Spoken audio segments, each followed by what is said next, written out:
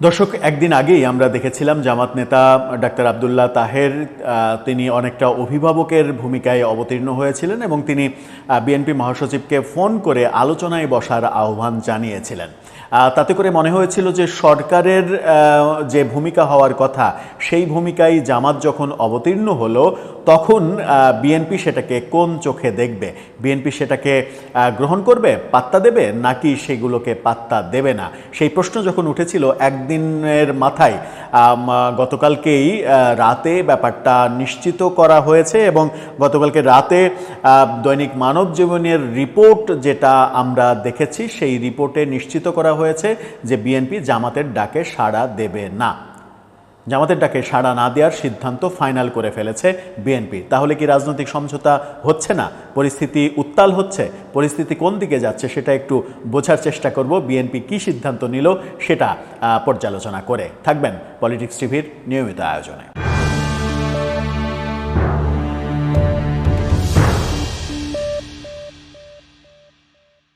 দর্শক, বলছিলাম আলোচনার ডাক যেটা জামাতের ছিল সেই ডাকে বিএনপি সাড়া দেবে না এরকম সিদ্ধান্ত নিয়েছে এবং রাজনৈতিক সমঝোতা না হওয়ার লক্ষণটা এবার পরিষ্কার হয়ে গেল।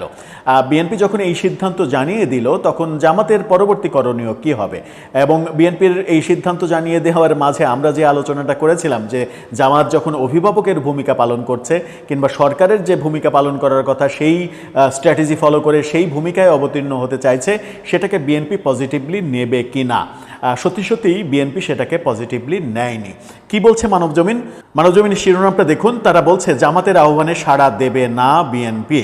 সেখানে বলা হচ্ছে গণভোট নিয়ে জামাত ইসলামীর আলোচনায় বসার আহ্বানে সাড়া না দেওয়ার সিদ্ধান্ত ফাইনাল করেছে বিএনপি। অন্তর্বর্তী সরকারের পক্ষ থেকে দলগুলোকে আলোচনার মাধ্যমে সমঝোতায় আসার প্রস্তাবকে এক ধরনের তামাশা বলে মনে করছে এখন এই দলটি।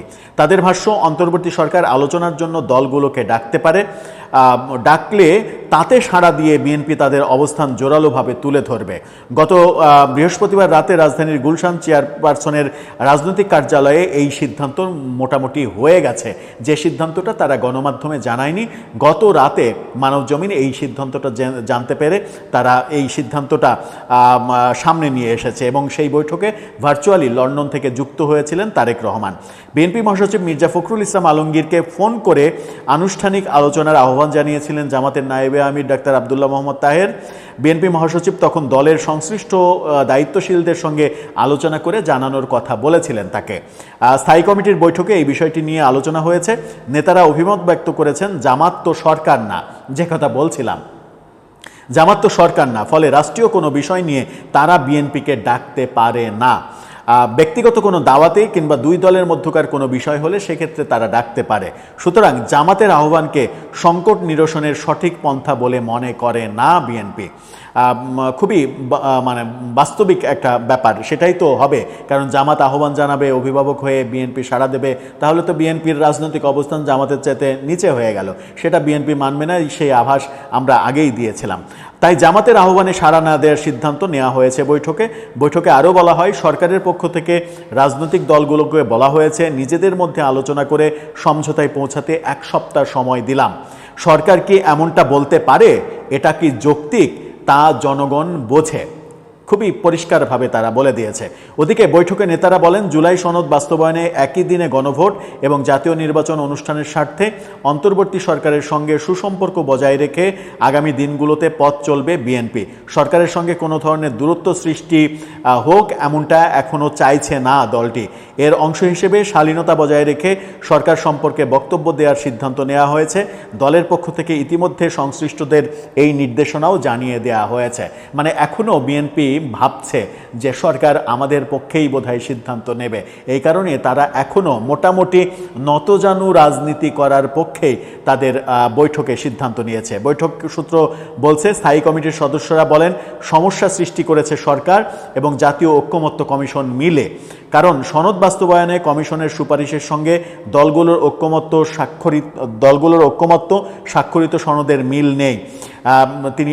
তারা একেবারে স্পষ্ট বলছে যে দলিলে তারা সই করেছে সেটার সঙ্গে যেটা ফাইনাল করা হয়েছে সেটার সঙ্গে কোনো মিল নাই।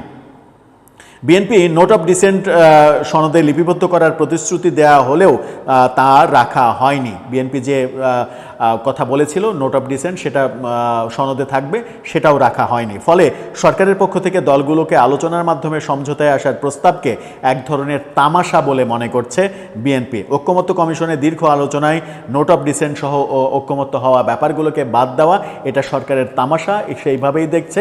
এবং জামাতের আহ্বান, যেহেতু জামাত সরকার নয়, জামাত এই ধরনের আহ্বান জানাতে পারে না। সরকার যদি আহ্বান জানায় এবং মনে করে যে তাদের মতামতকে গুরুত্ব দেবে, বিএনপির মতামতকে সরকার গুরুত্ব দেবে, তাহলে তারা অংশগ্রহণ করবে। যদিও তারা এই সিদ্ধান্তও নিয়েছে যে সরকারের বিরুদ্ধে এখনও কোনো নেতিবাচক কথা বলা থেকে তারা বিরত থাকবে। তার মানে কি বিএনপি এখনও মনে করছে যে তাদের এখনও অনেক কিছু জয় করার আছে? এখনও কি তারা ভাবছে না যে তাদের অনেক কিছুই মানে আন্ডার কন্ট্রোলে নেই, অনেক কিছুই হাতছাড়া হয়ে গেছে? এটা কি এখনও বিএনপি টের পাচ্ছে না? যদি টের না পেয়ে থাকে তাহলে আমার মনে হয় যে তাদের রাজনীতির জন্য এটা একটা বড় সংকট তৈরি করতে পারে। দর্শক, আপনার কি মনে হয় বিএনপি এখনও ভাবছে যে ব্যাপারগুলো পজিটিভ দিকেই যাবে? সেই ভাবনাটা কি ঠিক হচ্ছে? এবং বিএনপি এখনও যে ধরনের রাজনীতি করছে, এখনও ভোটের রাজনীতি তারা করছে না। গতকালকে র্যালিতেও, মানে গতকালকে 7ই নভেম্বরের যে র্যালি, সেই র্যালিতেও মানে যে কৌশলে তারা র্যালি করেছে, যে সাবজেক্ট তারা র্যালিতে এনেছে, সেগুলোকেও আমার ব্যক্তিগতভাবে মনে হয়নি যে বিএনপি এখনও কেন্দ্রীয়ভাবেও ভোটের রাজনীতিতে মনোনিবেশ করেছে। কারণ বারবার বলছি, আওয়ামী লীগ যদি ভোটে অংশগ্রহণ না করে সেটা বিএনপির জন্য অনেক বড় একটা দুঃস্বপ্নের মতো ব্যাপার হয়ে যেতে পারে। কারণ স্পষ্ট উদাহরণ আমাদের সামনে রয়েছে। ডাকসু, জাকসু, রাকসু, চাকসু, এই 4টি বিশ্ববিদ্যালয়ে, 4টি সবথেকে বড় পাবলিক বিশ্ববিদ্যালয়ে ছাত্র সংসদের যে রেজাল্ট, সেই রেজাল্ট কিন্তু সেই আভাসই দেয়। দর্শক, আপনার মতামত জানিয়ে লিখতে পারেন আমাদের কমেন্ট বক্সে।